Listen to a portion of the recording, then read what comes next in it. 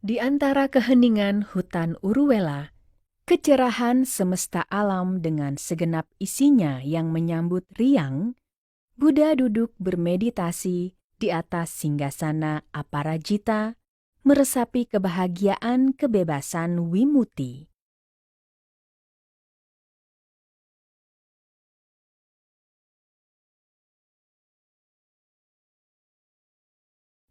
Kebahagiaan kearahatan yang bebas dari noda kekotoran batin.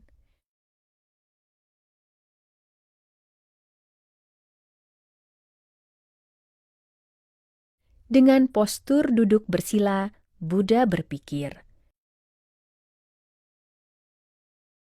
"Aku telah mengembara dalam banyak kehidupan. Kini aku telah menaklukkan Mara secara total dan meresapi bekerjanya hukum Paticcasamuppada.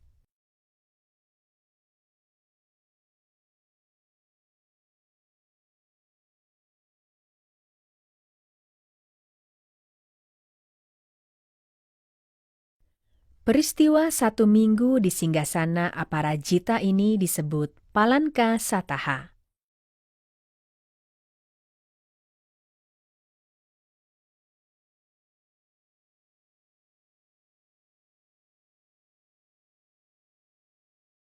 Buddha menikmati kebahagiaan kebebasan dengan merenungi bekerjanya hukum sebab akibat yang saling bergantungan atau Paticcasamuppada, mata rantai 12 faktor yang menjelaskan tentang fenomena penderitaan manusia dalam samsara atau tumimbal kelahiran dalam urutan maju dan urutan mundur. Buddha merenungkan dengan urutan maju proses munculnya lingkaran penderitaan. Dari awija atau kebodohan, menyebabkan sankara atau bentuk-bentuk mental, dari sankara menyebabkan winyana atau kesadaran, dari winyana menyebabkan nama rupa atau batin jasmani, dari nama rupa menyebabkan salayatana atau 6 indera, dari salayatana menyebabkan pasan atau kontak, dari pasan menyebabkan wedana atau perasaan, dari wedana menyebabkan tanha atau keinginan, dari tanha menyebabkan upadana atau keterikatan, dari upadana menyebabkan bawa atau perwujudan, dari bawa menyebabkan jati atau kelahiran, dari jati menyebabkan jara marana atau sakit, usia tua, dan kematian.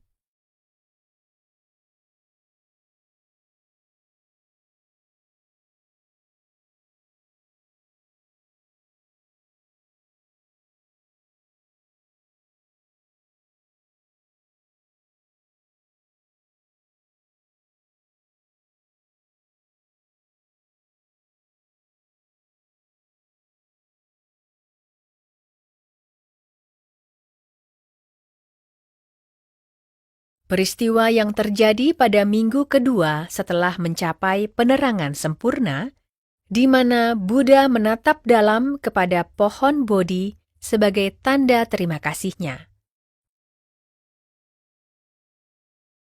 Buddha berdiri dan memandangi pohon tanpa berkedip selama 1 minggu.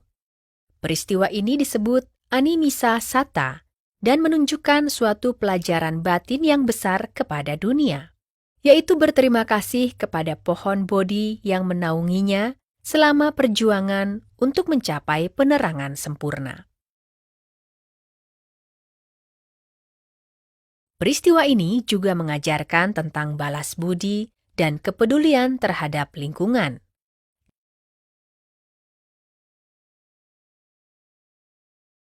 Dari peristiwa ini, hampir 2.600 tahun silam sampai sekarang, umat Buddha menghargai pohon Bodhi.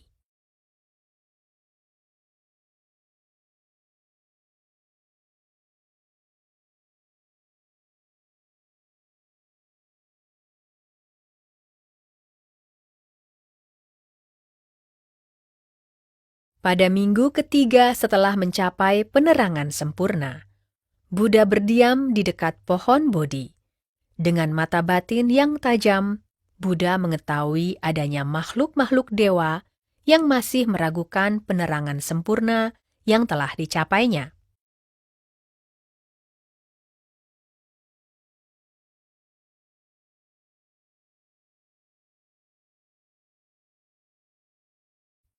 Untuk itu, Buddha menciptakan jembatan permata di udara dengan kekuatan pikirannya, dan selama seminggu, di minggu ketiga ini, beliau berjalan bolak-balik di atas jembatan permata yang diciptakannya.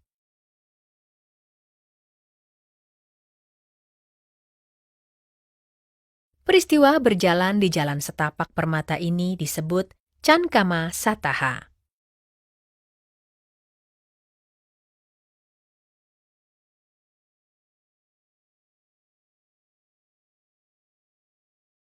Pada minggu keempat setelah pencapaian penerangan sempurnanya, Buddha berdiam di kamar permata yang diciptakannya. Beliau merenungkan kesulitan-kesulitan manusia dalam mempelajari dan menyelami ajaran tertinggi yang disebut Abhidhamma.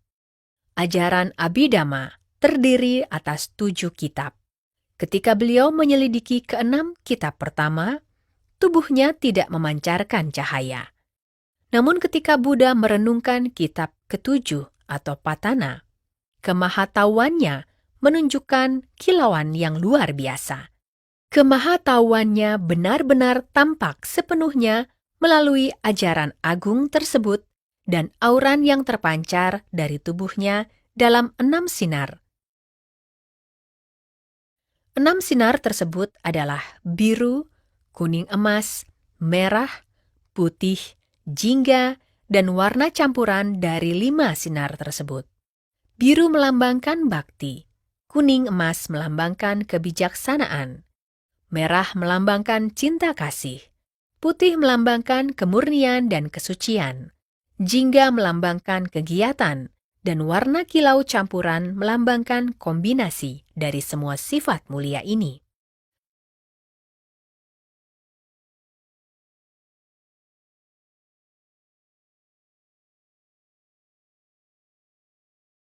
Peristiwa minggu keempat di mana Buddha merenungkan hukum tertinggi dari Abhidhamma Pitaka di rumah permata ini disebut Ratanagara Sataha.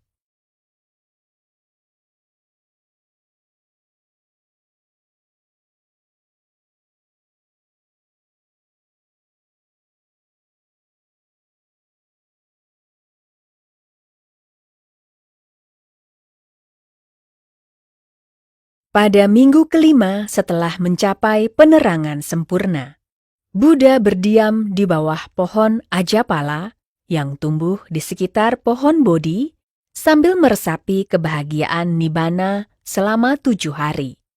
Ketika beliau keluar dari meditasinya, seorang pertapa yang sombong menghampirinya. Tanpa menunjukkan rasa hormat, dia bertanya, Dalam hal apa seseorang menjadi seorang Brahmana? Dan kondisi-kondisi apa yang membuat seseorang menjadi Brahmana? Seseorang bisa menjadi Brahmana kalau dia sudah membuang kejahatan, tidak memiliki sifat congkak, bebas dari kekotoran batin, mampu menguasai diri, dan mampu mengukur diri sendiri.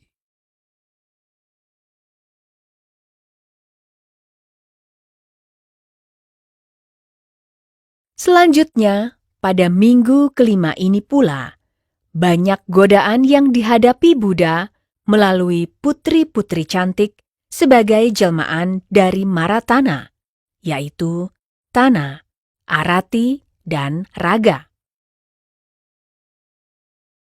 Akan tetapi, semua itu tidak menggoyahkan keteguhan batin Buddha, sehingga akhirnya mereka pergi meninggalkan Buddha Gotama.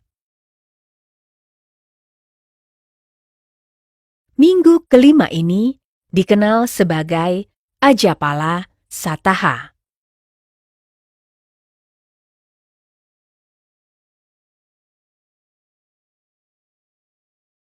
Buddha duduk bermeditasi di tepi danau di bawah pohon mucalinda. Peristiwa hujan lebat dan angin menimpa Buddha.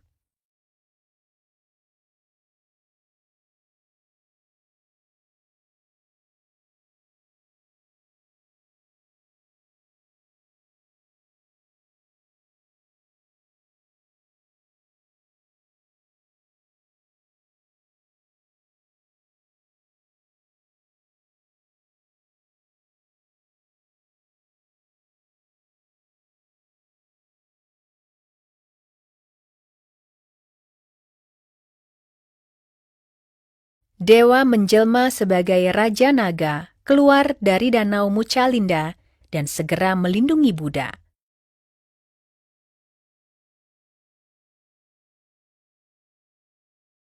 Raja Naga membelitkan badannya 7 kali untuk singgasana Buddha, dan kepala naga berubah menjadi 7 untuk memayungi Buddha dari hujan dan angin.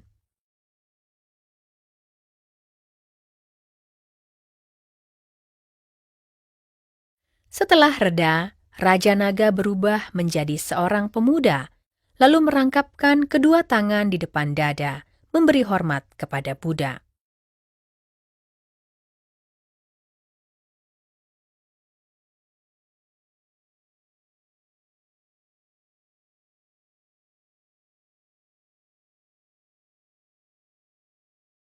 Selanjutnya berubah menjadi naga dan bergegas pergi.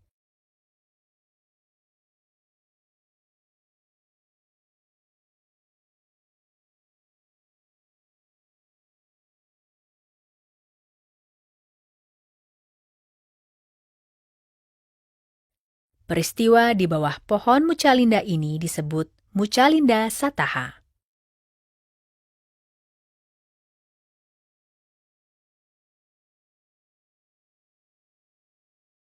Buddha berpindah dari bawah pohon Mucalinda menuju pohon Rajayatana.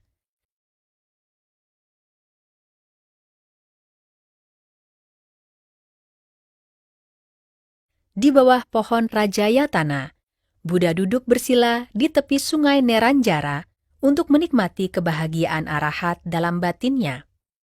Pada saat fajar menyingsing, Buddha mengucapkan lagu pujian sebagai berikut.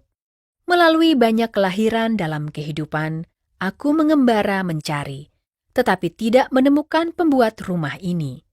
Menyedihkan menjalani kelahiran yang berulang-ulang. Oh pembuat rumah, engkau telah terlihat. Engkau tidak akan membangun rumah lagi. Seluruh atapmu telah rusak. Tiang belandarmu telah hancur. Pikiran mencapai keadaan tanpa kondisi. Mencapai akhir dari nafsu keinginan.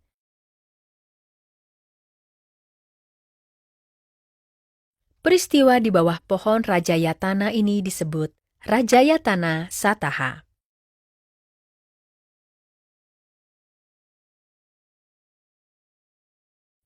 Selanjutnya, mari kita simak lagu Pekik Kemenangan sebagai berikut.